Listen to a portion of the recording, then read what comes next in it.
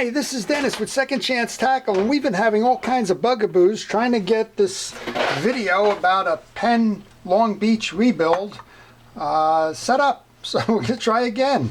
I've loaded it twice to the YouTube service, and for some reason the darn thing keeps having problems and playing back. So we're going to do a new one, and we're going to use the Penn Long Beach 60.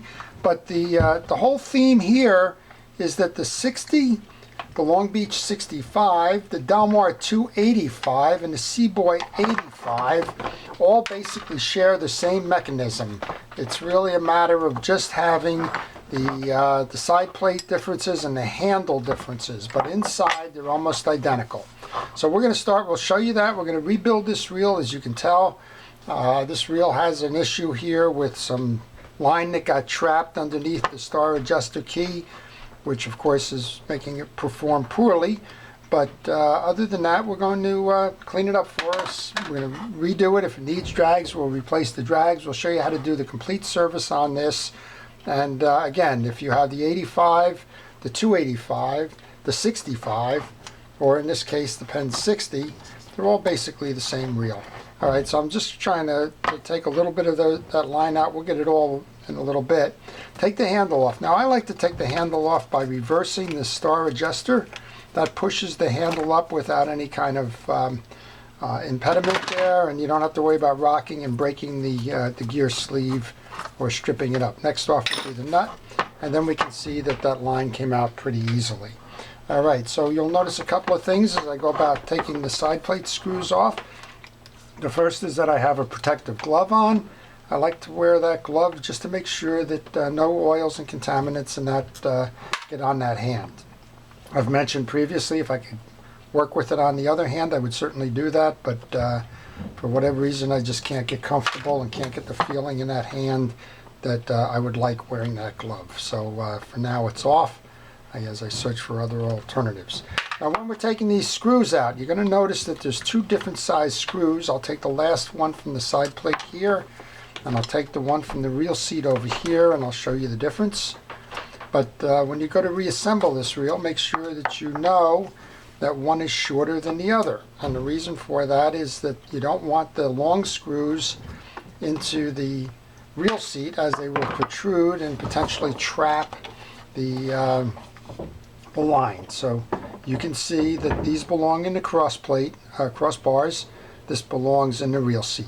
Okay, this is the reel seat. I'm going to take this off now, and this reel is in nice condition. It's clean. There doesn't appear to be any indication that it's been abused. It looks like it's almost been a freshwater reel. It's just very dry, so we'll show you how to work that side plate there. And looking at this, we just got an accumulated amount of tarnish, but it doesn't seem like we've got anything that's really corrosive. So I'm just going to take, for now, a piece of steel wool. It's 4/0 steel wool, which is the finest. A little bit of chrome polish. In this case, it's a Turtle Wax automotive product. But I'm just going to put that on there, and it doesn't take much effort to just clean these up.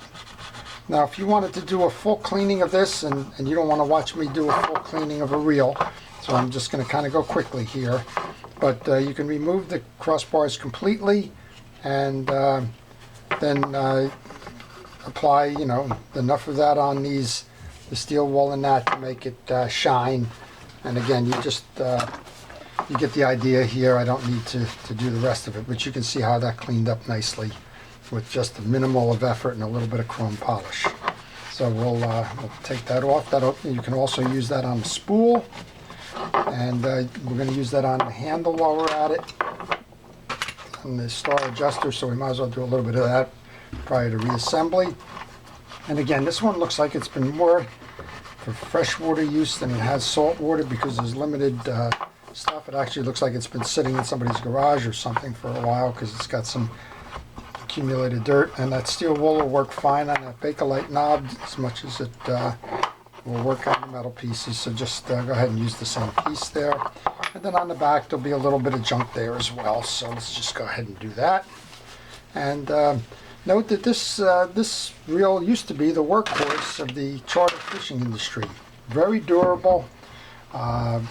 Over-engineered for what it was. It's for drop fishing. It's not necessarily for jigging, as it has a very low retrieve rate. It's not a high-speed reel, but you could pull up just about anything if you had the right weight line on it. And, like I said, if it was good enough for the charter boats, it was probably good enough for just about anybody else without getting fancy. We're just going to clean the tarnish off the ring here. So the Long Beach series has an inner chrome ring. That's what we're polishing now. The DelMar has Bakelite sides without the chrome ring, but otherwise kind of looks the same as you take the plate off. That's the 285.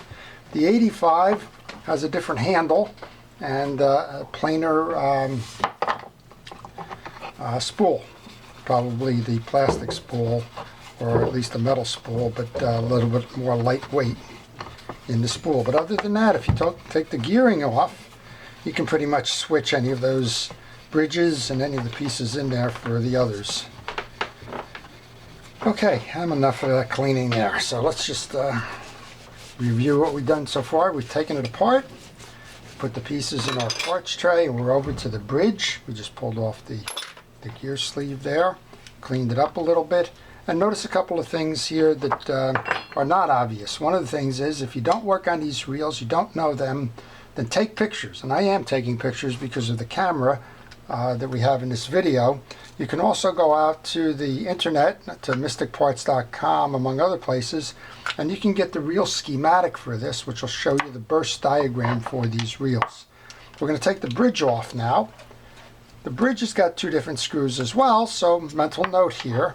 The screws that are on the bottom are fully threaded, and the screws that are on the top are partially threaded. And they're partially threaded because there's yoke springs that go through those screws, and those screws then don't snag, or the springs don't snag on that screw because it's got the partial thread. That's opposed to the ones on the bottom, which are the fully threaded screw. Okay, all right, so I've cupped my hand. We're going to remove this bridge assembly now, and there is a spring in here on the anti-reverse dog. You don't want to lose that spring. That's why I cut my hand. There's some suggestions from viewers I like. It says if you're uncomfortable with this, go to the plastic bag. Put the assembly inside a gallon plastic bag and push it. That way if the springs shoot, at least they land inside that bag. Pretty good idea. I've been doing this for a while now, and I'm in pretty good assurances that I'm not going to lose that spring. Cup my hand, push the bridge through, gently remove the side plate, and here you go. So here's the assembly. This is the anti-reverse dog I was talking about, and in this case the spring happens to be sitting right on that assembly. So I didn't lose it. Hooray. And we're just going to go ahead and put that into my parts tray. We're going to remove the upper part, which has to do with the free spool release. In that case, the pieces are two springs, a yoke, the spool gear, and a jack. And then we have the eccentric and the spring here. I'm not going to remove those. There's no service required on those other than a drop of oil underneath the eccentric, so we'll go do that right now. And I see that from this I got a little bit of that chrome polish in there, so I'm just going to take that out. I'm going to use a cotton swab to do that. Alright, so use an oil. In this case I'm going to use a Reel X. It's an oil designed for fishing reels. I'm just going to go put a drop behind the eccentric or free spool release, and I'm just going to work it a couple of times to make sure not only that the spring is working, but that oil gets behind there. If you wanted to do it the other way, you could pull this spring and put a drop of oil in there. So it would serve the same purpose. Okay, with that done then, we're on to the bridge. We want to make sure that we do a couple of things here. I'm going to go the full route on this one as opposed to just a quickie service. So what we're going to do is we're going to take the gear sleeve off. In order to do that, we're going to take a pin and we're going to remove it by pushing through the hold fast pin in this sleeve. And you can see it, it's about 2/3 of the way up. There's a little pin in there. I have a little pin that was part of a awl. It enables me to get in there and tap that out. You can see it this way, I guess, is the best way to see it. And once you get it partially out, You don't have to pull it all the way out as long as the gear sleeve comes off, but in this case I'm going to take it all the way out just to show you. That's that hold fast pin, and once that pin comes off you can pull the gear sleeve out. Now, one of the failure points on these reels is that these teeth wear in the back here, and also that this brass kind of square shoulder here wears if the handle is loose and you keep turning it. So sometimes you may have to replace this. The replacing procedure is the same as what I did. Take the pin out, pull this off. Okay, we're going to go back to that steel wool and just clean up any dried grease that's on here. That'll only take a moment.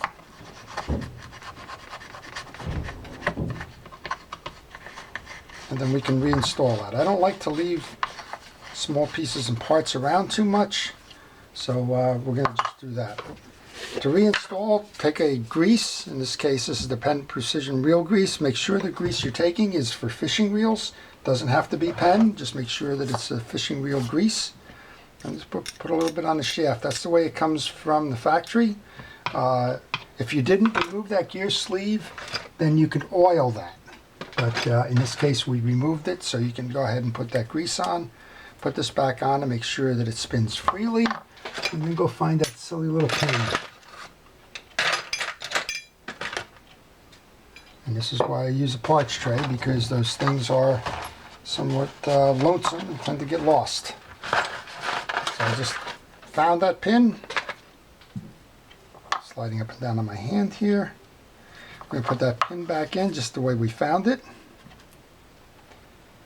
And get it started generally. You can tap it in. And you need to make sure when you put that pin in that it clears this ridge, otherwise you won't be able to put the rest of the assembly on. Okay, then we have the hard washer. That one goes on, and the anti-reverse is going to ride between that. Take a look at these drags. These drags are in good condition. These drags have been replaced before. I'm noticing that as I'm taking these out now. They're the modern HT100 drags as opposed to the older fabric drag.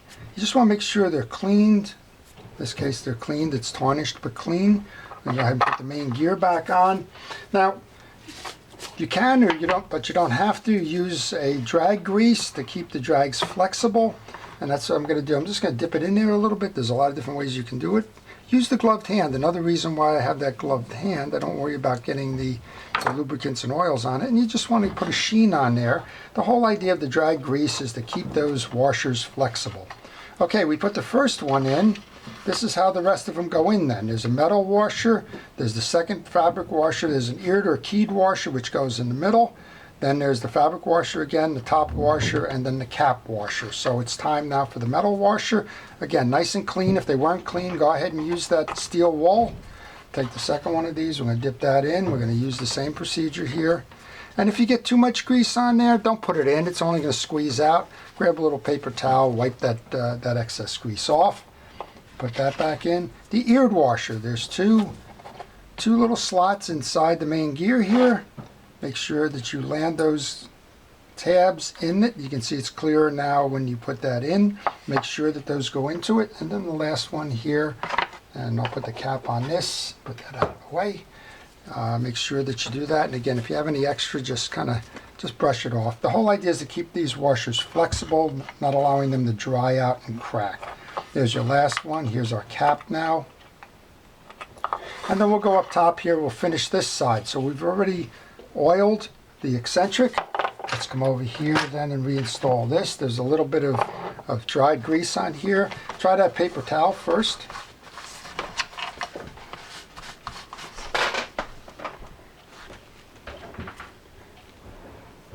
Just checking my camera, making sure that it's still running. I don't know why I got a bugaboo with this one, but I do. We're going to grab the blue grease, a little bit on the shoulders. That's where the gear is going to ride, so you want to make sure that that travels nice and easy. Check the teeth on the gear here. Make sure that they're all aligned. In this case, they are. There's nothing that's chipped, no missing teeth.